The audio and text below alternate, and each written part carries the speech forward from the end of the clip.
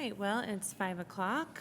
Good afternoon. I will call to order the July meeting of the Bloomington Board of Park Commissioners. So first, Kim, if we could have a roll call.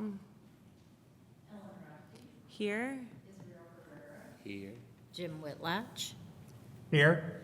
And Kathleen Mills is absent today. Great, so still with 3 members, so we do have a quorum. So we can move through our regular business then. First item on the agenda is our consent calendar, which is a bundle of our minutes, claims, credit card refunds, and surplus, as well as some smaller agreements, partnership agreements, and just a few other small things that don't require a separate agenda item. So any questions about the consent calendar? Move we approve. Second. All right, so we'll do a roll call vote because we have a member present on Zoom. So Kim, could you please call the roll? Yes. Ellen Rodkey. Yes? Israel Herrera. Yes. Jim Whitlatch. Yes. All right, motion carries and consent calendar is passed. And then moving into section B, our public hearing and appearances. So first we'll hear from, well, and only we'll hear from Emily Book with the Bravo Award.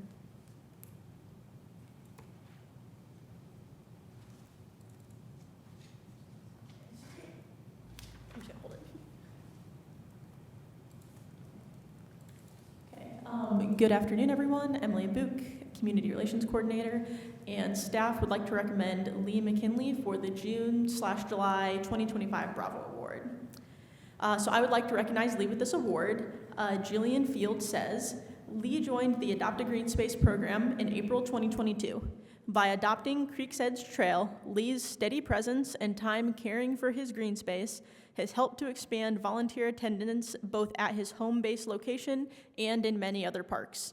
In all weather types, when someone like Lee, with his friendly manner and willingness to always lend a hand, is alongside us, we know we have the makings of a team. We deeply appreciate his can-do attitude as our program has grown.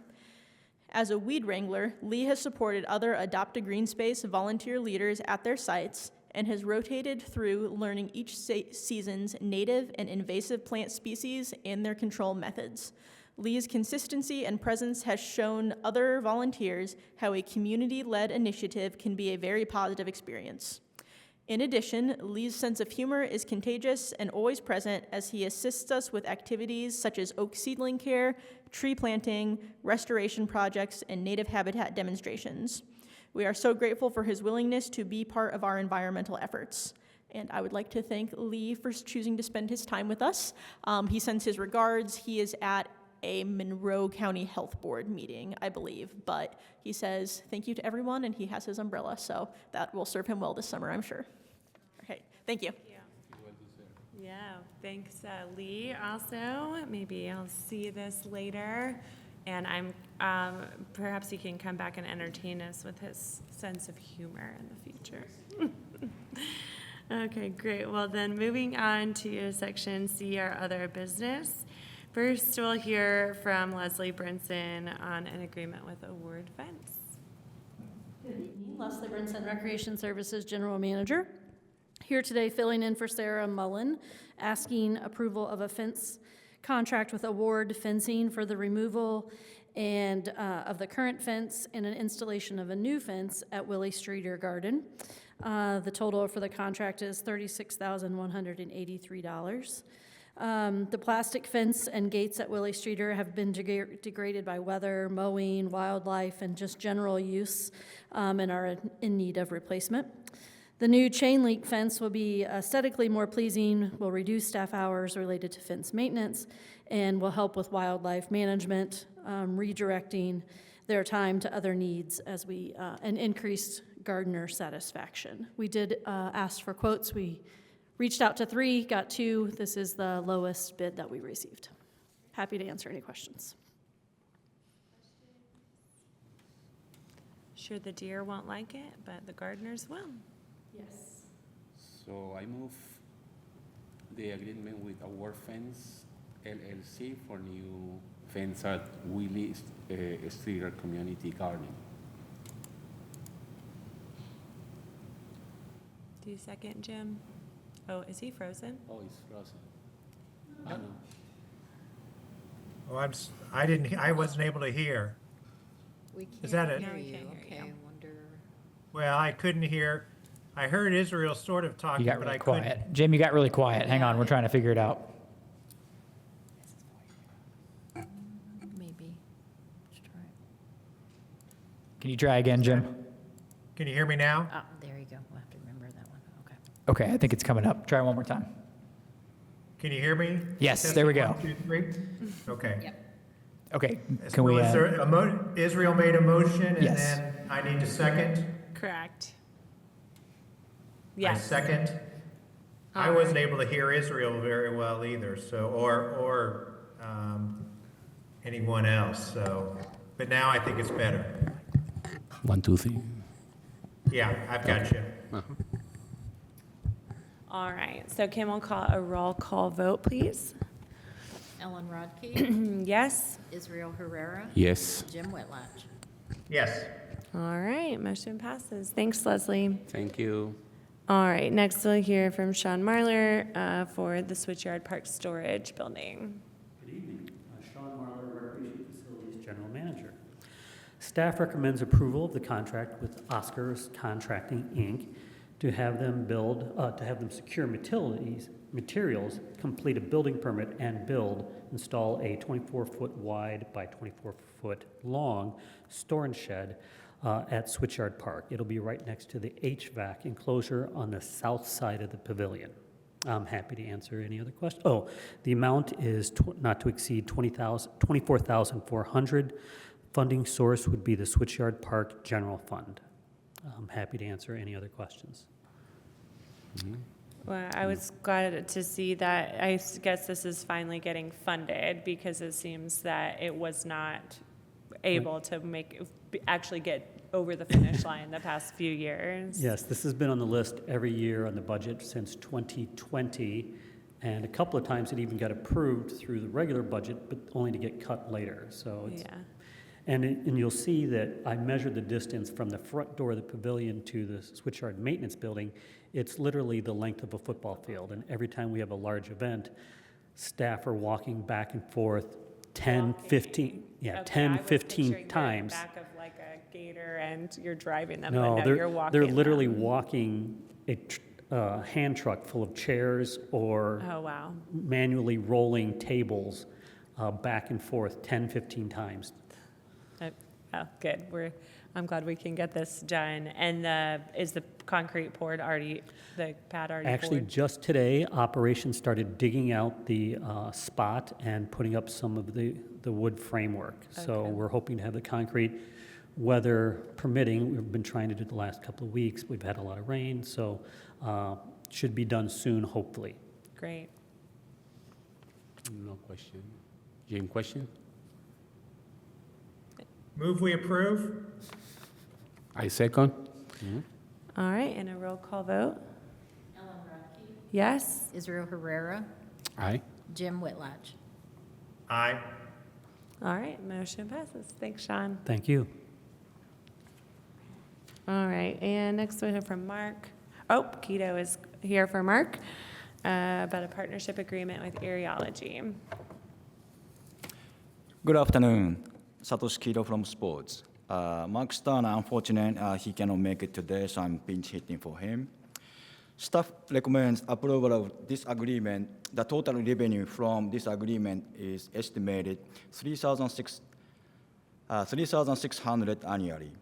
Both Bloomington Parks and Rec Department and Laura Pence of Areology wish to provide an opportunity for the Bloomington community to participate in specialized fitness programs related to aerial silks that are designed to meet the needs of youth and adults in the community and promote health and well-being through participation.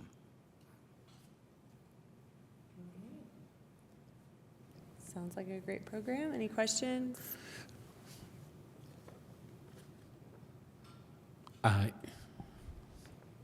Any question, Jim? No, no. No. Move So- to approve? Second. All right, and a roll call vote? Aye. Israel Herrera, Aye. Jim Whitlatch. Aye. All right, Thank you. motion passes. Thanks, Keto. Thank We'll see you back here in just a minute, and Mary will tell us about a new plant mapping with Ecologic. Good evening, everybody. Mary Wells, Natural Resources Manager for for Operations Division.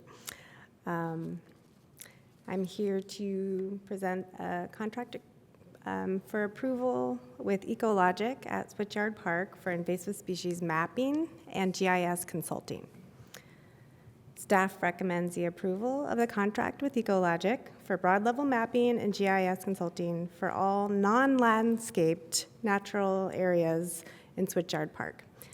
The total contract amount is $9,605.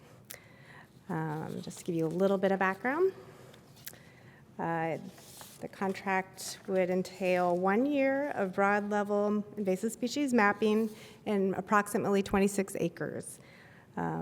So all the non-landscaped areas.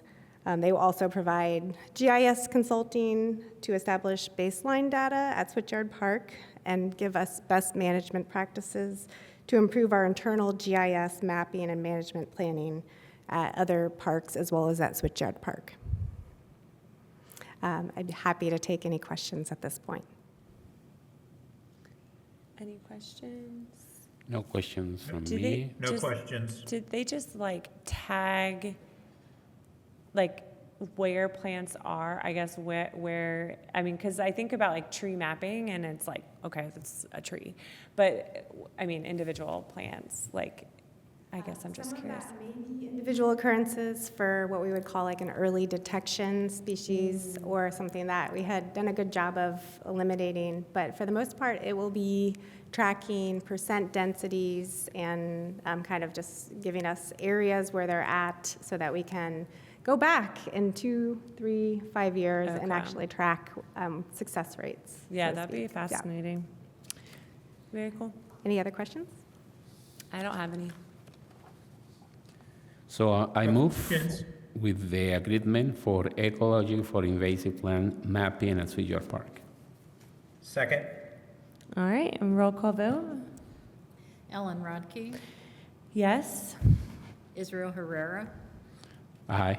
Jim Whitlatch. Aye. All right, motion carries. Thanks so much, Mary. Thank you. All right, and back to Keto for a couple contracts. Satoshi Kido from Sports Division. Chris Hamrick supposed to present this, but Chris and his wife Mary got the baby earlier this month, so he's off for 2 weeks. Congratulations. I am happy to present this. Staff recommend renewing the leasing agreement with CTM Services. The contract will last from August 15, 2025 to March 27, 2026. And the total price of this leasing agreement is $32,000. This is the second year of leasing agreement with Olympia Ice Resurfacers at the Frank Southern Ice Arena. Purchasing a new Zamboni cost $270,000. The Bloomington Parks and Rec Department decided to lease ice resurfacer rather than purchasing in 2024. Great. So that would be one year? Oh, no, less than 1 year. Right, for the whole, that's basically for the season. whole season Yes, then at the Correct. ice arena. Mhm. Yeah. Yeah, no questions. No questions. So I move with the agreement with CTM Services for 2025-2026 Zamboni lease. Second? Great. And we'll have a roll call vote. Ellen Rodkey, Aye. Israel Herrera, Aye. Jim Whitlatch. Aye. All right, motion passes, and then we'll hear from Keto about the annual golf scramble fee waiver. Satoshi Kido from Sports Division. Staff recommends the fees for Bloomington Parks Foundation Annual Golf Scramble be waived. This event is a fundraiser for Bloomington Parks Foundation. The tournament generally raises $5,000 to $9,000. The foundation provides scholarships for Bloomington Parks and Rec programs such as Kids City Summer Camp, Golf Camp, swim lessons, and Bloomington Youth Basketball. The shotgun start is at 9 a.m. on Wednesday, August 27th, at the Cascade Golf Course. And we welcome any park board members that would like to participate in this tournament. Great. I'm not a golfer, but I'd invite members of the public to sign up and support our Parks Foundation. Thank you. Right, yeah. Any question, Jim? No questions? So I move with the Bloomington Park Foundation's annual golf scramble fee waiver. Second? I move to approve, yeah. Right, and I second? And a vote, roll call vote? Ellen Rodkey. Aye. Israel Herrera. Aye. Jim Whitlatch. Aye. All right, motion Thank you. passes. Thank you so much, Keto. Thank you. All right, and now Clarence is joining us with two new members to the Farmers Market Advisory Council. Good afternoon. Clarence Boone, Facility Program Coordinator. Staff recommends the appointment of the following to the Farmers Market Advisory Council. Carolyn Calloway Thomas for the position of Customer Representative, and Louise Miracle, Food and Beverage Artisan Vendor. You may be aware about the background. The Farmers Market Advisory Council consists of 11 members representing market vendors, customers, and food and beverage artisans. The council acts in an advisory capacity to the Board of Park Commissioners and park staff on policy matters relating to the farmers market, and we received 2 additional applications as well. The applicant qualifications consist of the following. Carolyn Calloway Thomas, over the past 20 years, she has supported the Bloomington Community Farmers Market, and in her words, her grandparents were farmers, and all the days of her life I have loved and have been protected of the bountiful things that the good earth produces. In a word, we need farmers. They provide us with the food we need to survive. I also think that all human beings should have access to fresh produce straight from the farm. I am also keenly interested in food sustainability, and these reasons motivate me. Carolyn has excellent thinking and decision-making skills, along with heaps of empathy and goodwill. The next candidate is Louise Miracle. She has been a food and beverage artisan with the Bloomington Community Farmers Market since 2012, and she is the owner and baker of Pie First Bakery. She also served on the Bloomington Winter Farmers Market Board of Directors 2018 to 2021. And in her words, it is my intention to be an active and thoughtful board member, since I understand successful farmers markets depend in part on board members who take their roles seriously and responsibly.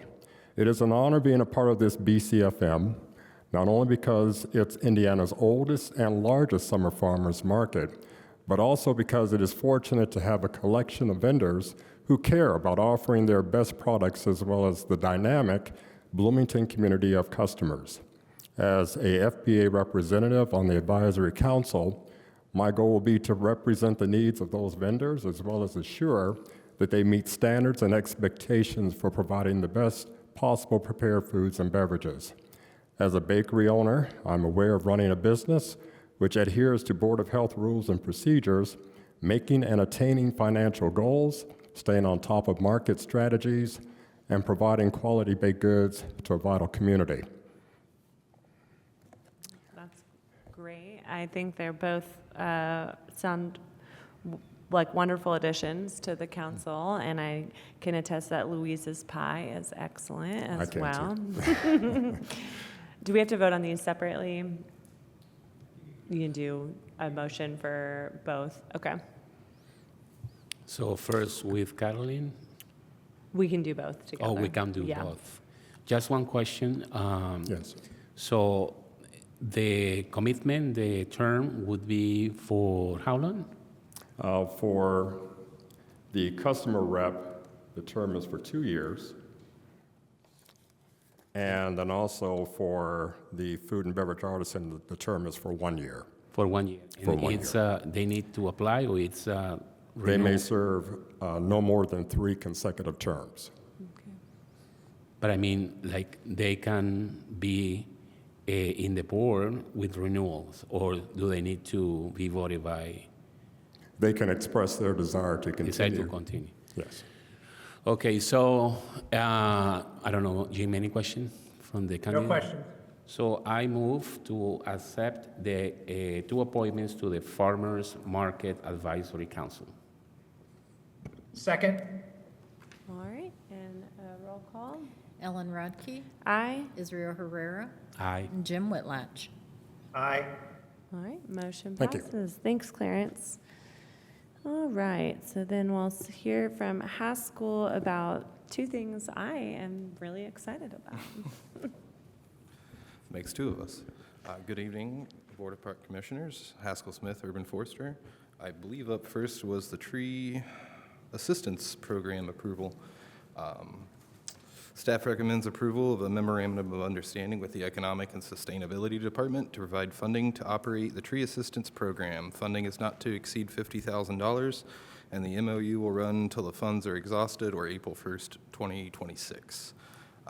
This is a pilot program with the intention to keep providing this opportunity to residents of Bloomington. Without going too far into the weeds here, this is something I've worked on for a couple years now, looking for outside funding, and could never find the quite right grant to get the approval. So after working with ESD through most of last year, I got a random email in January that said, hey, we want to fund this. And it got approved through last year's budget, and here we are. This will set to create kind of a sliding scale for folks at 100% area median income or below, up to $2,500 to assist having a private high-risk tree removed or mitigated, and assist with tree planting. Yeah, do you have questions? Yeah, so Sure. this is great. So in other words, this doesn't have anything to do with the trees that the unit, the park supervises or trees, but also owners in different places. The trees can be located inside of a property, and the owner can apply for a... Yes. So the kind of the stipulation there is it has to be your single family, your residence, your only residence, and you have to make within a certain kind of under the AMI for Bloomington, which is like 63.5 a year for single, and there's joint for that too. And you have to live within city limits. I mean, there's a few stipulations to it, but it is for homeowners on their property. Great. Yeah, and I think they can have trees planted, removed, pruned, any kind of tree work, essentially. And is it, like, I suppose, like, if we approve this, let's see, the timing is for, like, this fall, the application will open in August, and you'll make decisions by October? Yep. Pending tonight's approval, applications should hopefully open August 1st, run to October 1st. There's a review committee that will then convene to decide what's priority with the applications, and then take time to meet with all of the homeowners, build the request for quotes, send that out through probably November, and then hopefully in December, you'll see a couple contracts for tree removal, pruning, and then a separate one for tree planting, and those to take place over the winter, spring. So if they get approved, do they go out and find their contractor and then they get reimbursed for like half of it, or is it, or up to a certain amount? Or is it, like we're coordinating the services for them? I'm going to try to do all the legwork. You're- We're going to coordinate the Okay. RFQ. So in order for us to, have the final agreement for all this work to go through, they have to, if it's over the dollar amount, it has to be up front before all the agreements are signed, and then the RFQ goes out. So there's a little room for probably hesitancy, but Yeah. hopefully there's backups and Yeah. we work through it. Yeah. And in the, so this funding is $50,000 through April. So if there's, will we try to use all of that $50,000 in this first group of applicants? Because then I think that the next round doesn't even open until May. Is The that- next round's not technically guaranteed Okay. at this moment, so there was a few hiccups along the way with creating the program in a short time. We were hoping to get both a spring and a fall this year. Unfortunately, we're just a fall, so yeah, we're trying to cram all the work we can in Yeah. on this. For sure. Well, I'm sure given the summer storms, there's a lot of people out there who will hopefully take us up on it. It's been a pretty common request that I've gotten over the years, both to me and then through hand or planning, Yeah. reaching out. So I think it stands to help a lot of people. Great. Jim, do you have any other questions? I do not have any questions. Sounds like a great program. Agreed. Kudos to you, Haskell, and for everyone who's been involved with getting this off the ground. So I move to approve the 3 assistant program, the 3 assistant program. Second? All right, and a roll call vote.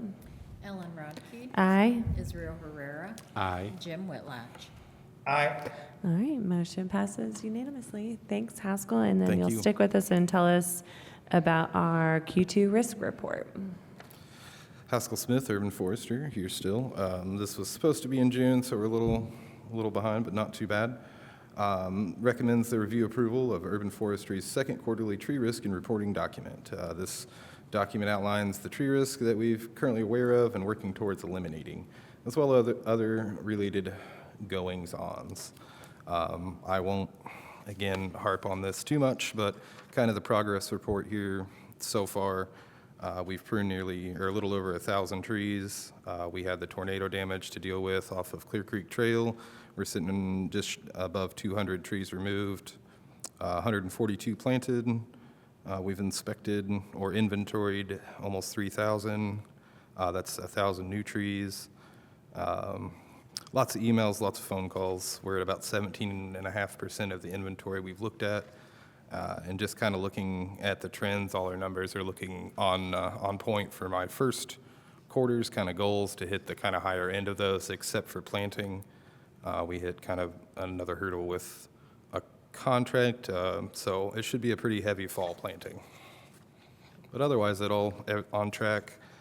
Further in the document, I've got some outlined on the original 47 trees that we've been looking at this year. We're working our way through that list.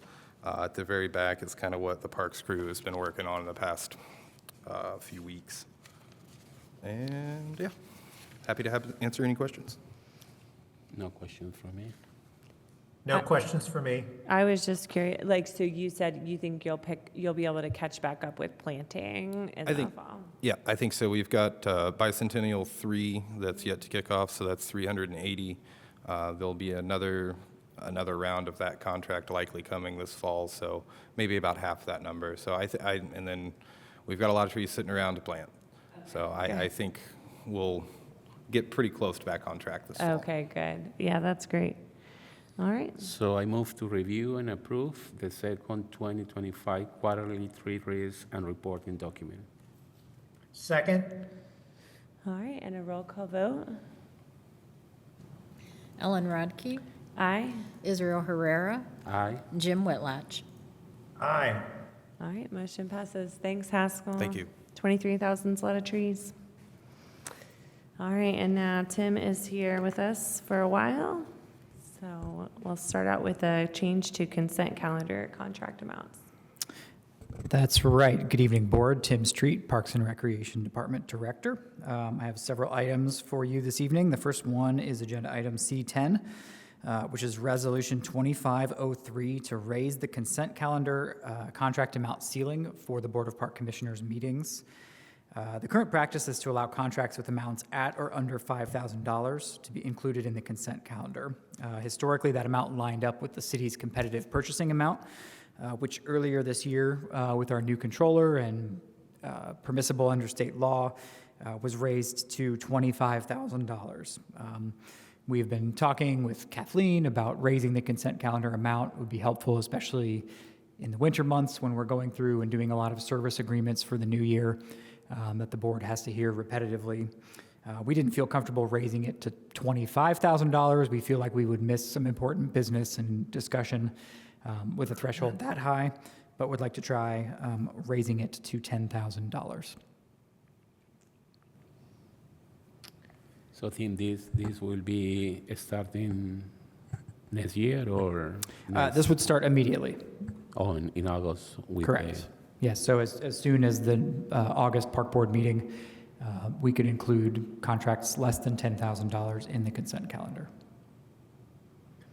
Yeah, I mean, I Just- think, oh, Go ahead. I was just gonna say, I think it's a great idea because, I don't know, we've just had a few meetings every once in a while. We can't get through everything maybe, or we don't have enough time for their discussion and reports. And so this is just one of those things that I think cleans it up and puts a few more things in there. And there's always the option, if there's a concern, to pull something out of the consent calendar in order to have a discussion about it. Correct, yes, agreed.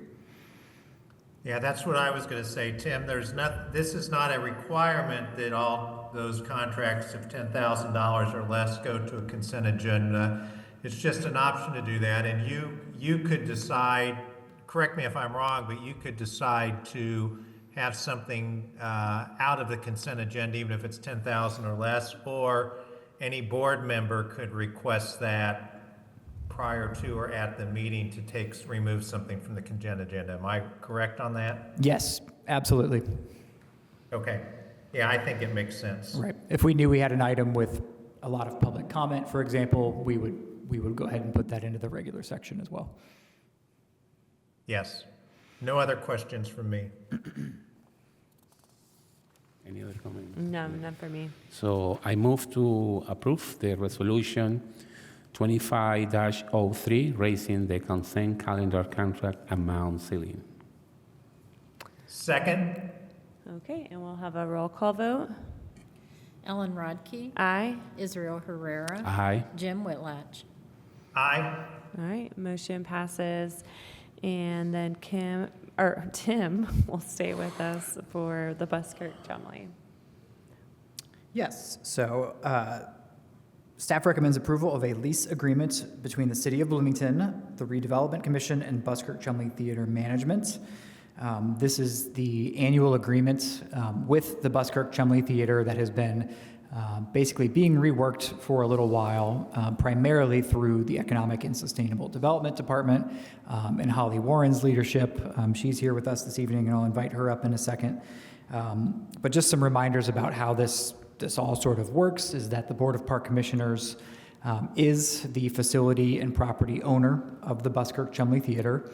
And so the board, and by extent the department, are responsible for the building, the facilities, the capital upkeep, and we work with the Buskirk Chumley management staff on those issues. And so every year, we have been budgeting $15,000 in our operations budget for unanticipated needs that would come up throughout the year that relates to more of the facility replacement versus just repair. And so this document goes into some of those responsibilities. It outlines the types of facilities and equipment that are the responsibilities of the Parks Department, and it also outlines funding, the lion's share of which comes from actually through the Economic and Sustainable Development Department. So I will let Holly speak to that. She and Rebecca have been working on this agreement over the last few months, and she can just brief highlights. Hi, everyone. My name is Holly Warren. I'm the Assistant Director for the Arts. I'm in the Department of Economic and Sustainable Development. So as Tim mentioned, I've been working inclusion with him and Rebecca to just update the language in the contract. So in addition to continuing to award up to $15,000 to the BCT each year for the repairs and maintenance that we're contractually obligated for, we are recommending that we continue through the Economic and Sustainable Development Department's budget and Council's budget to also give an annual grant of $80,000 to the BCT, and that's just for overall operations expenses. That does not include capital expenses. Another thing that we started when we did this agreement the last time, which was in 2022, is we changed it from a one-year agreement to a three-year agreement. And this is just because, as we've learned every time we go into this, there's a lot of information to cover. And by the time we get through it, we're like, oh, we're halfway through the year. Maybe, do we really want to start this again in 6 months? And so although this is a three-year agreement, there is still a clause in the contract that indicates that the money that we're saying would be available for each of the 3 years from the Economic and Sustainable Development Department, from Council, and from Parks, it's still obligated to be approved each year by Council and Economic and Sustainable Development. So we're not necessarily locking ourselves into that number for the next 3 years. And I just also want to say that it's been an honor working with the Buskirk-Chumley management to manage the theater. We're really excited to continue this partnership. They've had a new director for about 2 years now who has done excellent work with a pretty overhauled and reinvigorated board, just really to bring the theater back after it suffered immensely through the pandemic. So I'm happy to answer any questions that you have about the agreement. Do you have any questions, Jim? No. Okay, well, yeah, thank you so much. I think that's great. I guess I wasn't, so is the $80,000 new? I mean, were Yes, we so, pretty much?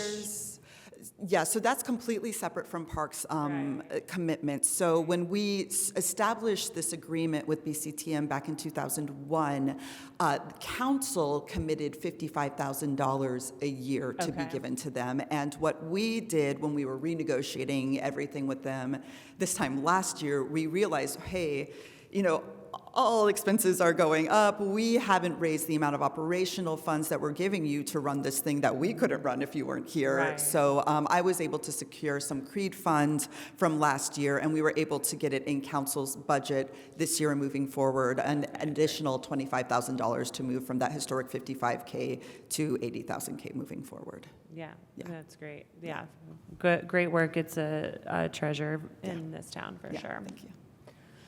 So I move to approve the agreement for Buskirk-Chumley Theater operational support. Second? All right, and we'll have a roll call vote. Ellen Rodkey, Aye. Israel Herrera, Aye. Jim Whitlatch. Aye. All right, thank you both. That motion passes. And one last item here from Tim.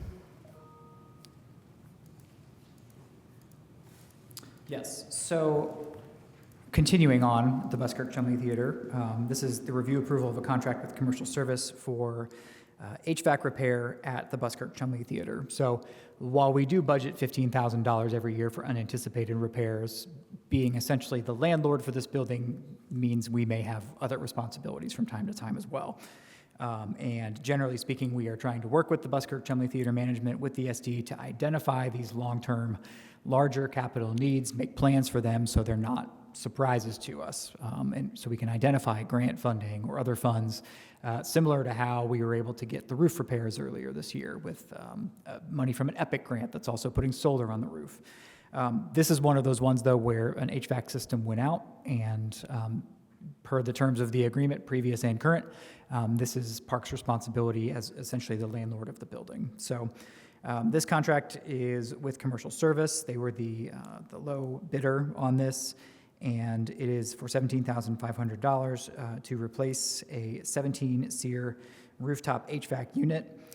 Now, fortunately for this, I said we work to try to find other funds for this as well. This does not need to come from our general fund because it is a energy and sustainability upgrade. We were able to tap into some ED Lit grant funds in order to fund this upgrade. So we will continue to try to be creative in identifying these funds, but as the sort of landlord agency, we are responsible for making those happen.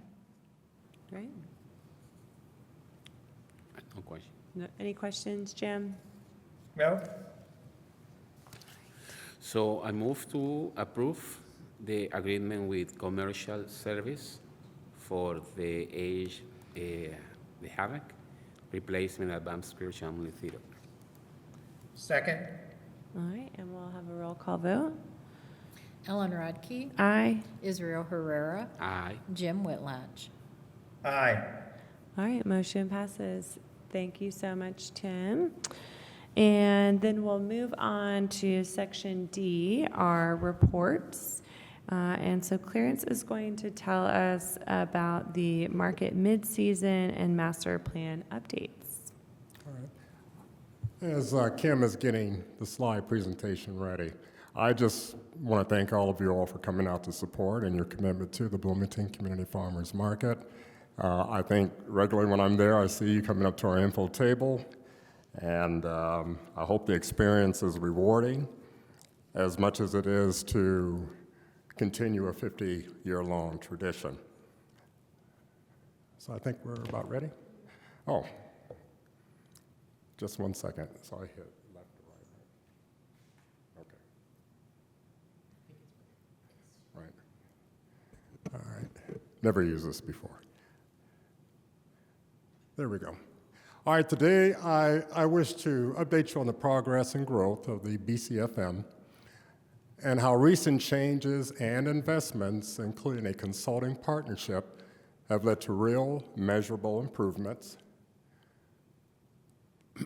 For our roadmap, today we have an introduction to the market.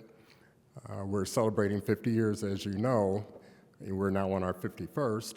The Zecgate Insight provided the study, and we've gleaned and learned a lot from both visitors, vendors, staff, as far as what we're doing right, what we can improve, and we're on track to implement changes, and we're fielding community response and receiving more response as we go, and we're looking ahead, and then at the end we'll have some questions if you provide time for questions.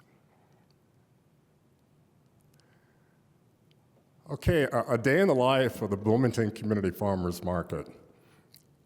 We get there around 6:30, of course. Vendors are there perhaps by 5. And the atmosphere is beginning to get exciting. On average, we've had 4,329 community members join us on every Saturday. That is a marked increase over the last 3 years. And we are extremely happy about that.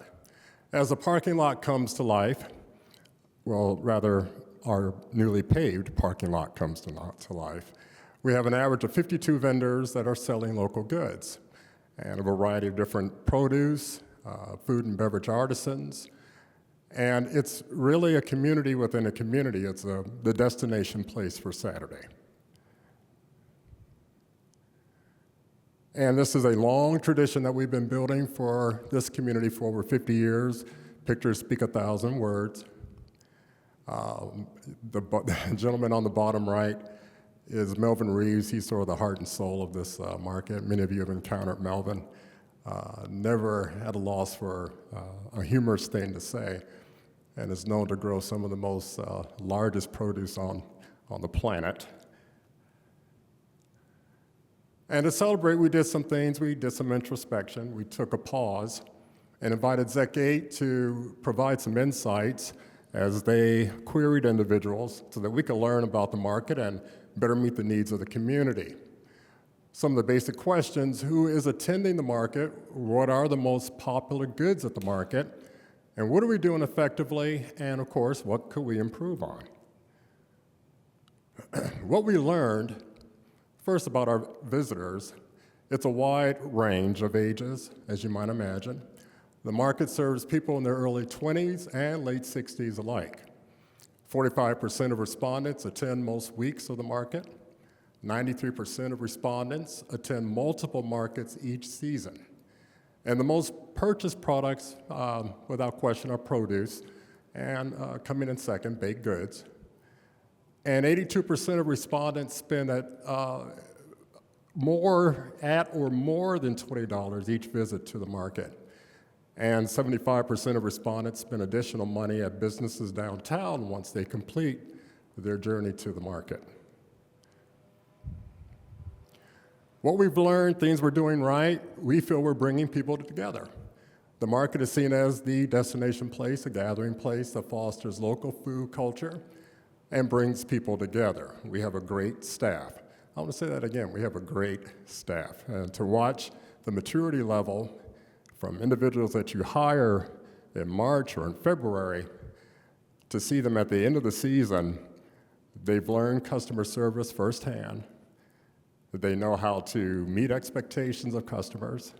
They definitely know how to de-escalate situations. And they're knowledgeable about the local food community. Now, the location of the market is ideal. Everyone says it, from individuals who work with other markets in the community to vendors and customers. It's in the ideal location. The proximity to the Beeline and downtown are valued. And there's an elevated experience, the market festivities such as live music and themed market days. It elevates the market and generate interest. Okay, what we learned that we're doing right. In the programming realm, we just recently, the other week, had a Kiswahili Day, the worldwide observance of Kiswahili language. 200 million people on the continent of Africa speak the language. So the United Nations came together and said that July 7th would be recognized as Kiswahili Language Day. I have been hosting Harvest for the World for the past 4 years. It was a beautiful collaboration that we struck with individuals from IU. It was a learning experience for sight, sound. Recipes were given out. There was beautiful dance, fashion, music, of course. It was wonderful. And then we had Youth Day at the Market, which has been highly praised. This is our, I believe, 3rd year doing Youth Day at the Market. We were so impressed from last year that we've implemented 2 Youth Days this year. And the first one was held on June 21st, and it was a wonderful experience for youth to become entrepreneurs, to sell baked goods, produce, crafted items, and all of that took place on the plaza. And of course, we're proud of the work we do with WIC and other programs such as SNAP and the EM, FMP programs to provide those that need a helping hand as much nutritional food as they can get. We don't know what the future holds, but we'll try to maintain as much as we can. What we've learned, things we can improve on. The layout and logistics, the market layout could be reconfigured to include more seating areas and improved vendor visibility. The market hours, the market could close earlier due to declining customer traffic and product quality in the later hours. We took that to heart and we've reduced the market operation time by a half hour to 12:30. Vendor voices, their voices matter. More effective communication and collaboration between vendors and market management would be helpful. Advertising and engagement, increased advertising and better engagement are seen as crucial for the market's growth and vibrancy. And so we're putting a lot of effort in our communications going out, and we'll talk about this a little bit later as far as social media presence that we have and what we're trying to build upon. Now, the market fragmentation, there is a feeling of fragmentation between the multiple markets in town and hope for some degree of unification. When I came on board, I quickly learned that there were multiple markets, and for multiple reasons, they spun off. One, I feel that we have handled the major catalyst behind some of that. We are working now to, in a sense, collaborate more with the winter market team. Just met with them yesterday to strategize for this coming November. We do a joint presence in the pavilion, and then from December on to March, they have their winter market. We're a family. We don't undermine. We try to support one another. Now, changes we've made. Did I mention we paved the parking lot? We had large openings, crevices, cracks, trip hazards. Now it's all paved. We are yet still striping and numbering. That shall be completed. My goal is to have all of it done by this Saturday. But it's an enhancement, it's a facelift, if you will. We have additional seating. We have bistro seats and tables that are always filled, and the customers love it. I was surprised at the amount of comments positive about having additional seating. Okay, I think I did something. Okay, changes we've made. Again, the market hours, they're 12:30 now instead of 1.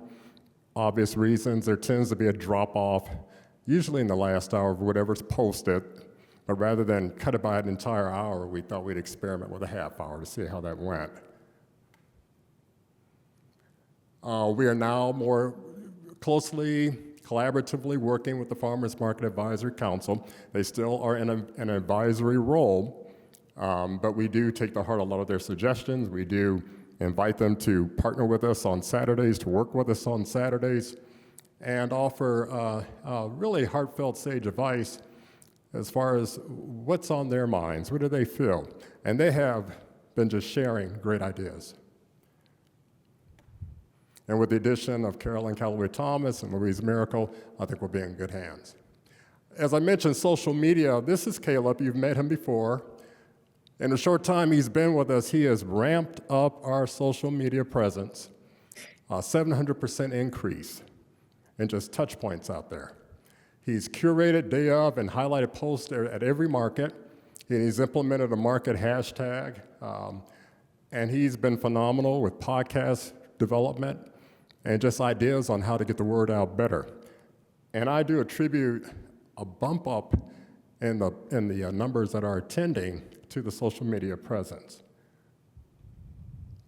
Changes we've made, as I mentioned, we partnered and continue to partner for another year. This is our 3rd year.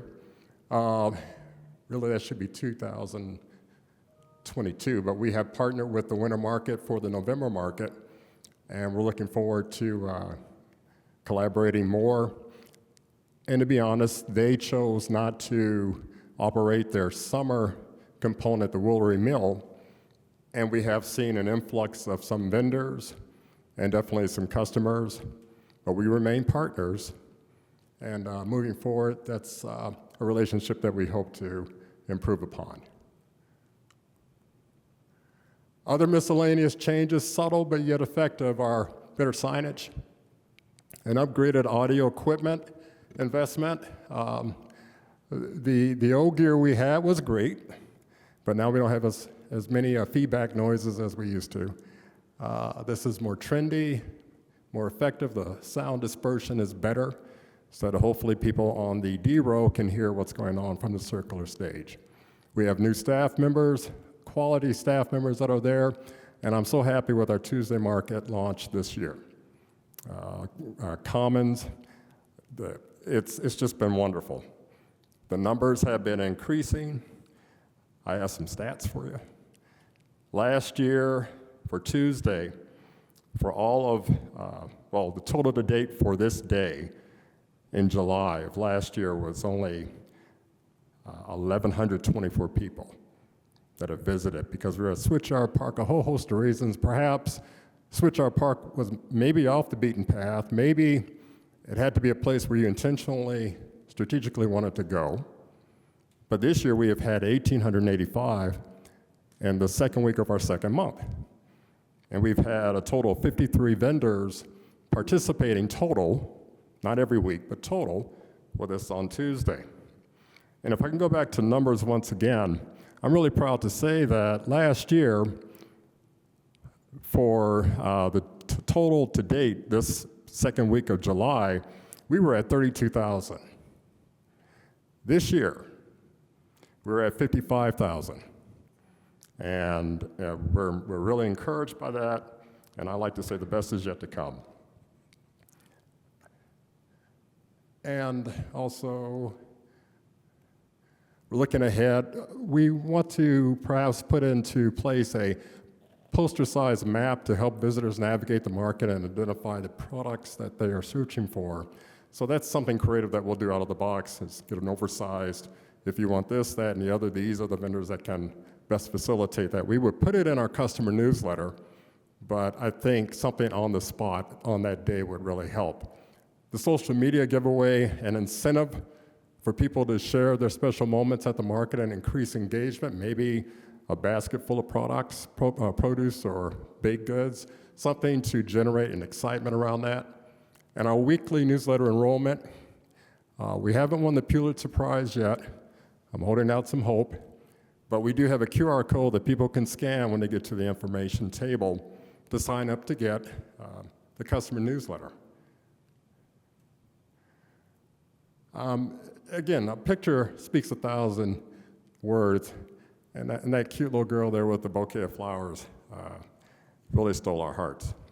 But as far as some other implementations that we are planning, we're planning more farm tours this season to get out in their area, their backyard, literally, to see how they do what they do and the strategies they use. And along with the Tuesday market, we're looking at bringing in more entertainment. I do want to close before questions by saying that the farmers market received back-to-back Bloomington Best of designations for 24 and 25, having been recognized for outstanding customer satisfaction from recent online reviews.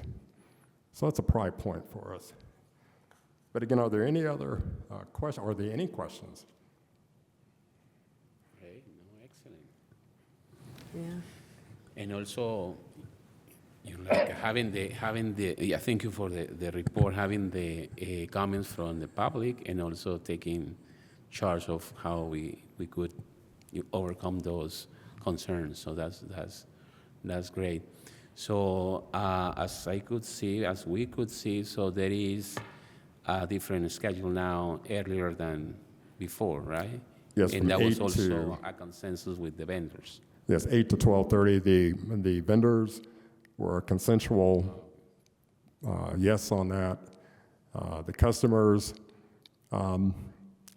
they were okay with that. In the summer, you're dealing with, it's the hottest time of the day, and the numbers do wane off in that last hour. And then we're seeing some farmers sell out, which is really great, and they kind of get a little antsy when I leave. But 12:30 was the decide upon end time. And regarding the communication, one of the concerns is, so besides, it's a monthly meeting, right? The third Monday For the Farmers Market Advisory Council? Yes, the third Monday of the month. I guess that there was a concern about more communication, so in the other days of the week, is there any kind of... Yes, with our advisory council members, we constantly invite them to send us suggestions, and they do. We're fortunate in that several are farm vendors, and several of them as customer reps are routinely in and out, and of course food and beverage artisan representatives are selling with us. We do have our customer newsletter that goes out every week. We also have a Market Beat newsletter, and we send that out to the vendors to gather and inform them as far as what's going on. Regarding Caleb, it's Caleb, the new... Caleb is a new addition within the last, year and a half, 2 years, I believe Caleb's been on board. A year and a half he's been here, and Julie could speak more to that, but he's been, wow. I could see the numbers, yeah, 700%. What are the new, like the social media he's incorporating? Because I'm, from the version of Facebook, the old, social media, but there are new ones for the new generation. You're saying early 20s, 30s. Mm-hmm. What would be the other? Well, I'm really glad to have Julie sitting here, and I'm going to ask her if there's something she'd like to add to respond to that. TikTok maybe, and the other one, I heard, yeah. Probably Instagram.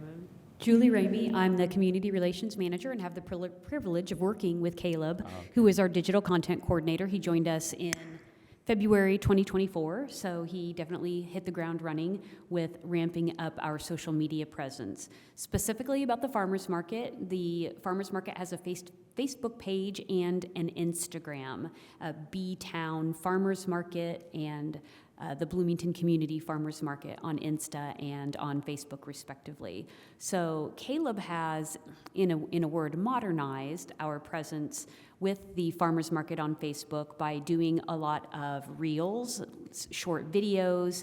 One example that I'm particularly fond of is when he took a $10 bill and said, "I have $10, let's see what I can buy at the market." And it was super trendy at the time and super popular. He's done interviews with the different vendors, and food and beverage artisans has featured them, and then discovered that when we are able to feature specific vendors and tag those vendors, then they are able to share our content with their customers, allowing us to really organically grow the farmers market pages on social media. So do we have a TikTok in the future? No, but by leveraging what we're able to do video-wise with the channels that we have, and that includes YouTube, so some more involved types of videos and content on YouTube. Caleb continues to be really creative with the content that he's able to create in person at the market.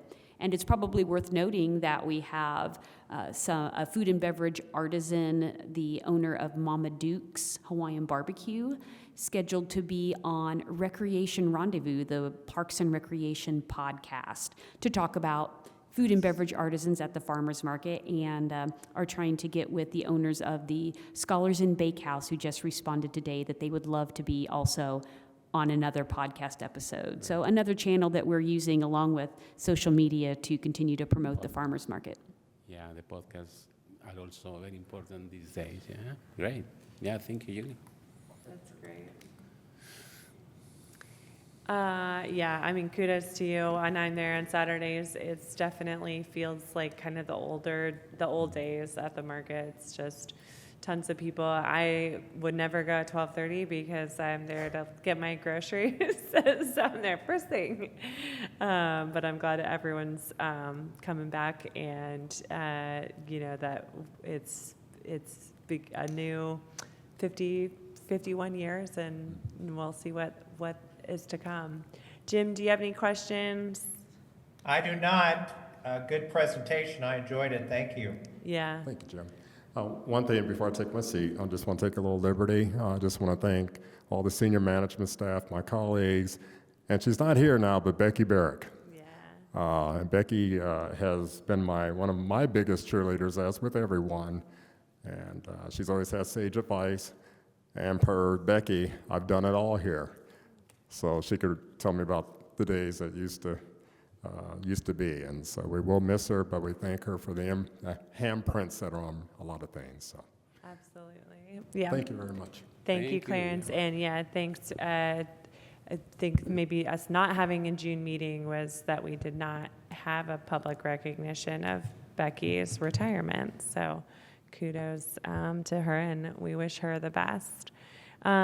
All right, so we are moving then into section D, section E, time for public comment.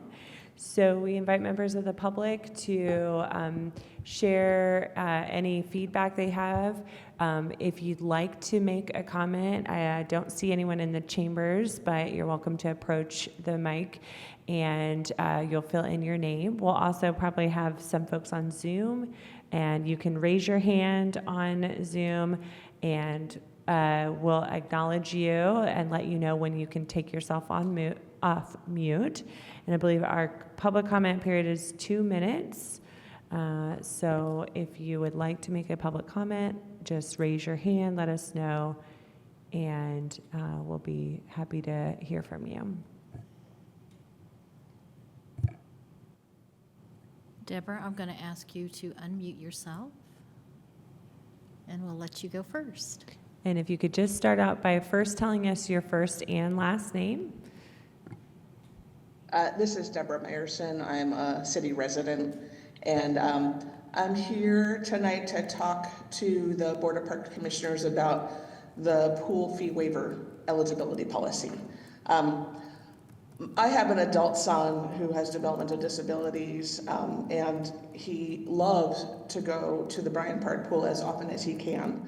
And the pool fee waiver is an important waiver to him, access to the pool. His sole source of income for his basic needs is supplemental security income and SNAP benefits.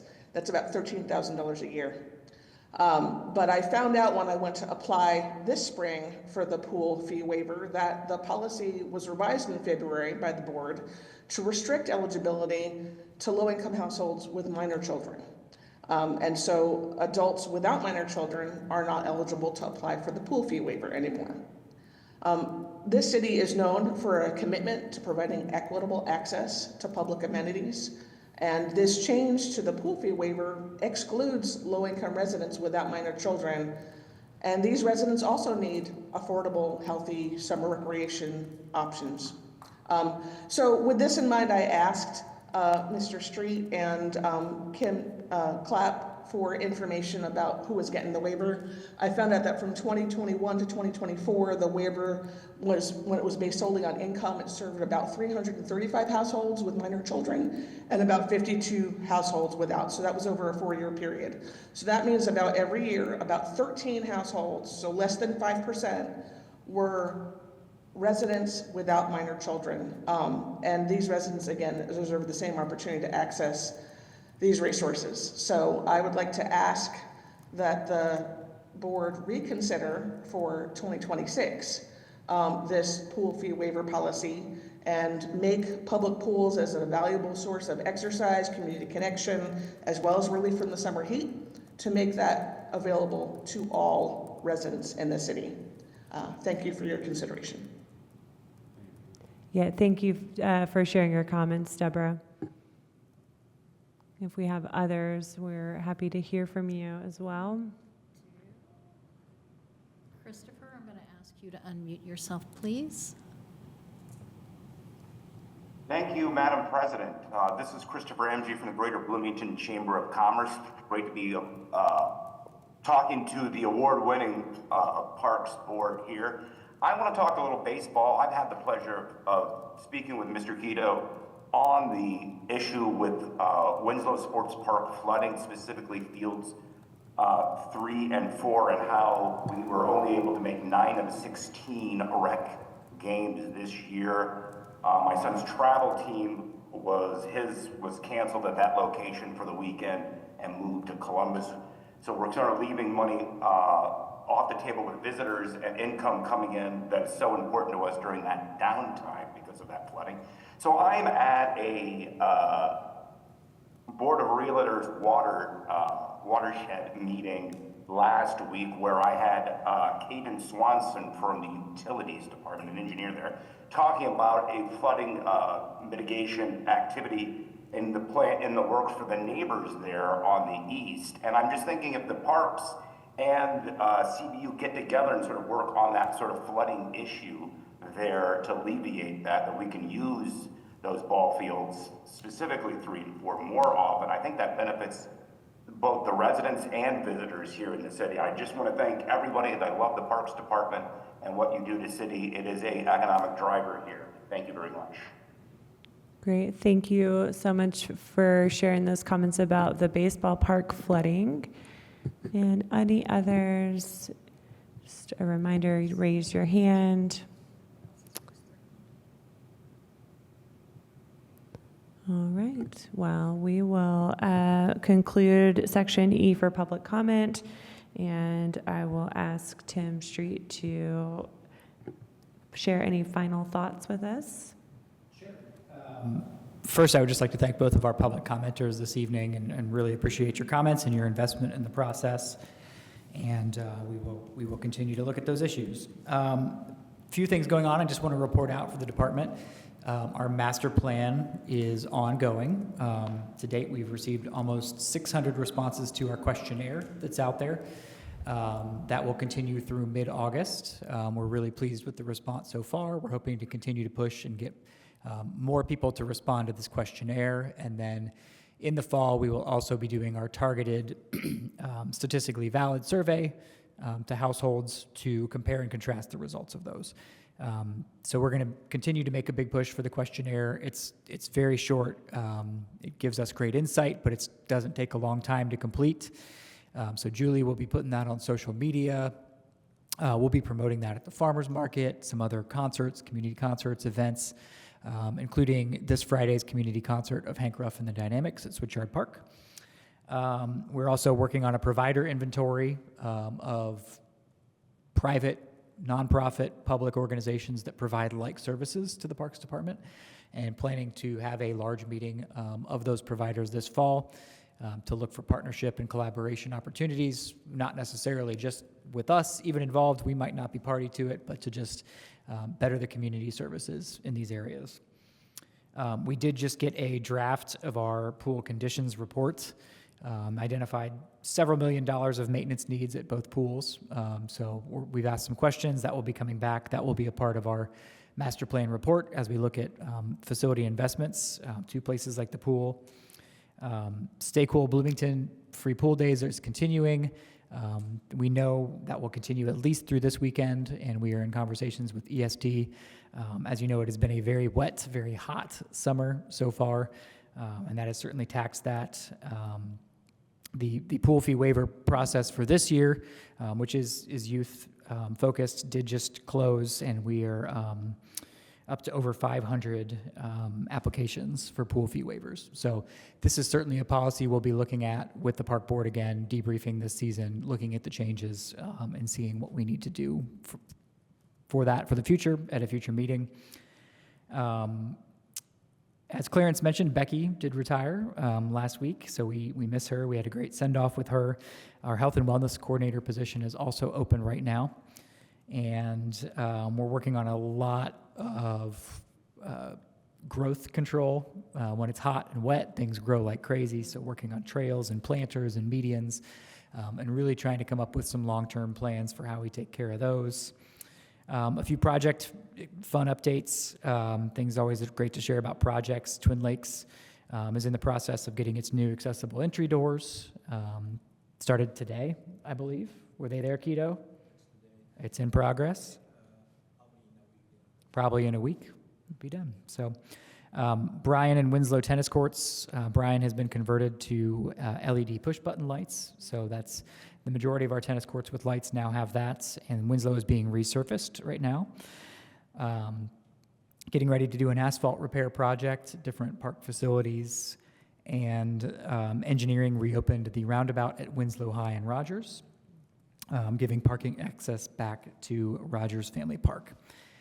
Lastly, I'll mention that tomorrow is Parks Professional Day nationally, and just want to take a moment to recognize all of the contributions of our amazing and outstanding staff, our 60 full-time staff, our 300 plus support staff that work throughout the year as umpires and groundskeepers and waterers and event staff and farmers market staff and all the different things that they do to make our community just a better place. So we're looking forward to celebrating that with a proclamation and some other recognition tomorrow.